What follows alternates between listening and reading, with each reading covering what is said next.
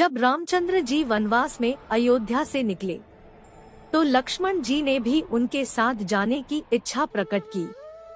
जब उनकी पत्नी उर्मिला को पता चला कि लक्ष्मण जी वन जा रहे हैं तो वह भी उनके साथ जाने की जिद करने लगी।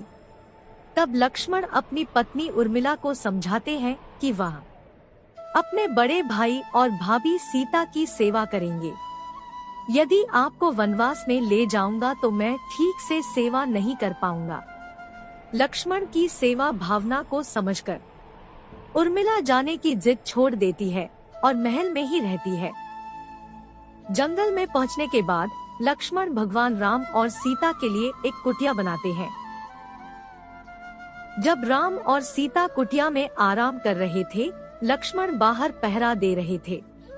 अपने वनवास के पहले दिन जब लक्ष्मण पहरे पर थे, निद्रा देवी उनके सामने प्रकट हुई। लक्ष्मण ने देवी निद्रा से उन्हें 14 वर्ष तक जागते रहने का आशीर्वाद मांगा।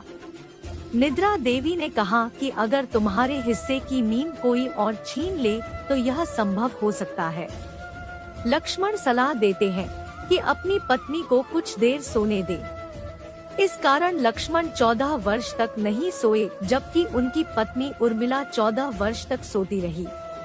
14 वर्ष बाद जब लक्ष्मण भगवान राम और माता सीता के साथ अयोध्या लौटे तो रामचंद्र जी के राज्याभिषेक समारोह में उर्मिला भी सोई हुई उपस्थित थी। यह देखकर लक्ष्मण हंस पड़ते हैं। जब लक्ष्मण से उनकी हंसी का कारण पूछा गया तो उन्होंने निद्रा देवी के आशीर्वाद के बारे में सब कुछ बताया। लक्ष्मण कहते हैं कि जब मैं जम्हाई लूंगा तो उर्मिला जाग जाएगी। लक्ष्मण जी की यह बात सुनकर वहां मौजूद सभी लोग हंस पड़े। जब उर्मिला सभी को हंसते हुए देखती है तो वह शर्माकर उठ जाती है और कार्यक्रम से बाहर चली जाती है।